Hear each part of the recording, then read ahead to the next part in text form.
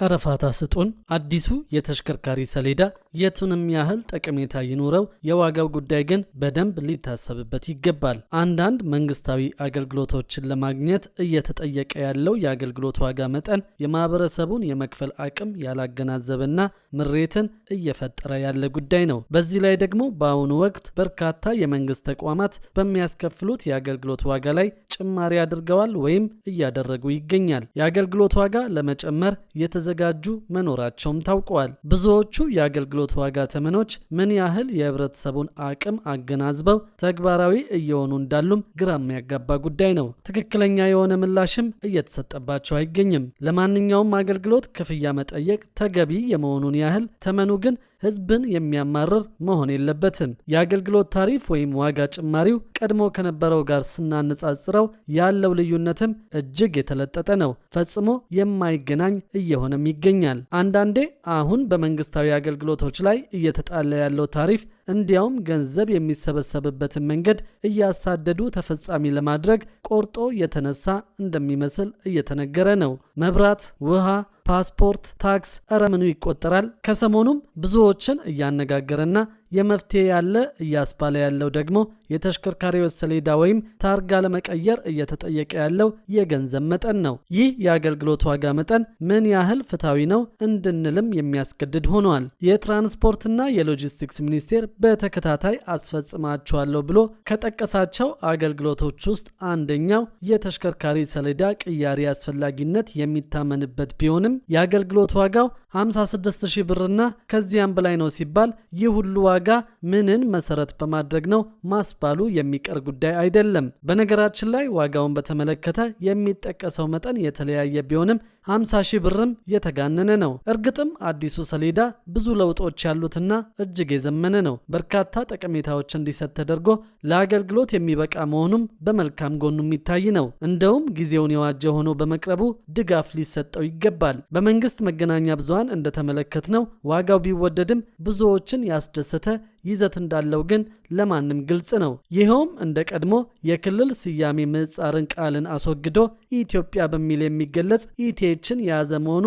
አንደኛው በጎ ጎኑ ነው። ይህም ጥሩ እርምጃ ሲሆን የራሱ የሆነ ጥቅም እንደሚኖረው አያጠራጥርም። ነገር ግን የዋጋው ጉዳይ ለተገልጋዩ ብቻ ሳይሆን እንደ ሸማች ሲታይ ሌላ የዋጋ ንረት ይዞብን ሊመጣ ነው ደግሞ የሚያስብል ጉዳይ ነው። በተለይ የዋጋ ንረት ከግራና ቀኝ በተወጣጠሩበት በዚህ ሰዓት የአንድ አሽከርካሪ ባለቤት 50,000 ብርና ከዚያ በላይ በአንዴ ሆጭ በማድረግ እንዴት እንደሚቻለው ቤቱ ሊቆጥረው ይገባል። ነገሩን ከተቋማት ጋር ካስተሳሰርነው ደግሞ 100ና 200 ተሽከርካሪ ያለው ወይም 400ና 600 ተሽከርካሪ ያላቸው ተቋማት አሉና እነዚህ ተቋማት ለመኪናዎች ሰሌዳ ለመቀየር ብቻ በአንዴ ሊያወጡ የሚችሉትን ሂሳብ ስናሰላው እንዲህ በቀላል የሚሸከሙት ወጪ እንደማይሆን ይታመናል። አንድ 400 ተሽከርካሪዎች ያሉት ተቋም የተሽከርካሪዎቹን ሰሌዳ ለመቀየር እንዲከፍል የሚገደደው ከ20 ሚሊዮን ብር በላይ ነው። 100 ተሽከርካሪ ያለው ደግሞ ከ5.5 ሚሊዮን ብር በላይ ይጠየቃል። እነዚህ ተቋማት ገንዘብ አላቸው ቢባል እንኳን በአንድ ጊዜ ይህንን ያህል ገንዘብ ከየት ሊያመጡ እንደሚችሉ ሲታሰብ አንዳንድ የመንግስት የአገልግሎት ክፍያዎች የአገልግሎት ተቀባዩን አቅም በሚገባ በማጤን የሚተገበሩ አለመሆናቸውን ያሳያል። ወዲህ ግብር በየ3 ወሩ አምጡ እየተባለ በዚህ በኩል ደግሞ ያልታሰበ ወጪ በላዩ ላይ እየተደረበ እንዴት ተደራራቢ ወጪዎችን መወጣት እንደሚቻል ግራ የሚያጋባ ጉዳይ ነው። ደግሞስ ኩባንያዎች በእቅድና በበጀት የሚመሩ ናቸውና እንዲህ ያልታሰበ ወጪ ሲመጣባቸው እንዴት ሊከፍሉት ይችላሉ ብሎ ማሰብም ያስፈልጋል። ፈረንካው ያላቸው የንግድ ተቋማት ለጊዜው ይንጫጩ እንጂ ብዙም ላይጎዱ ይችላሉ። ምክንያቱም ያው እንደተለመደውና እንደፈረደብን ይችን ሂሳብ እነሱም አገልግሎታቸው ላይ አሰባጥረው በተዘዋዋሪ እኛው ላይ እንድንከፍለው ያደርጉናል። የትኛውም አይነት ተቋማት ላይ የሚጨመር የአገልግሎት ዋጋም ጭማሪው መጨረሻ ተሸካሚው ታች ያለው ወይም ሸማቹ ማህበረሰብ ላይ በመሆኑ የመንግስት አገልግሎት ታሪፎች ለዋጋ ጭማሪም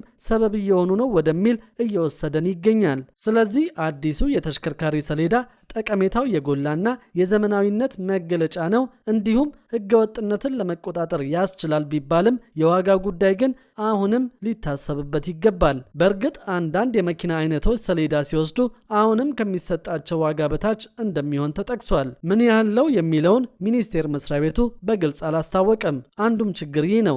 አንድ አገልግሎት ሲሰጥ ሙሉ መረጃው ሊቀርብ ይገባል። ያነሰ ዋጋ ይከፍላሉ ከማለት ዋጋውን መጥቀስ ለተገልጋዩ ይጠቅማል። ያም ሆነ ይህ በየአቅጣጫው በወጪ ለተወጠረና ከዋጋ ንረት ጋር ግብ ውስጥ ላለ ማህበረሰብ አቅሙን ያላገናዘበ ሌላ የተጋነነ ክፍያ መጠየቅ አግባብ አይሆንም። አሁንም የተጠየቀውን ዋጋ ምን ያህሉ ሊከፍል ይችላል ብሎ መጠየቅ ያስፈልጋል። መንግስት ዋጋውን አላስተካክልም ካለም ያከፋፈል ሁኔታውን ማሻሻል ተገቢ ነው። በአንዴ መክፈል የማይችሉ ወገኖችን በሁለትና በሶስት የክፍያ ምዕራፎች እንዲከፍሉ የሚያስችል አሰራር ቢዘረጋ የተሻለ አማራጭ ሊሆን ይችላል። የአዲሱ ታርጋ ክፍያ በአሽከርካሪዎች ላይ ድንገተኛና ከባድ የፋይናንስ ጫና በመፍጠር የመንቀሳቀስ አቅምን ሊገድብ እንደሚችልም ይጠበቃል። አዲሱ የታርጋ ክፍያ ከቀድሞ አንጻር ሲነጻጸር እጅግ የተጋነነ በመሆኑ በአሽከርካሪዎች ላይ ድንገተኛ የፋይናንስ ጫናን ይፈጥራል። ዋጋው አሽከርካሪዎች ተሽከርካሪዎቻቸውን በነጻነት እንዳያንቀሳቅሱ የሚገድብና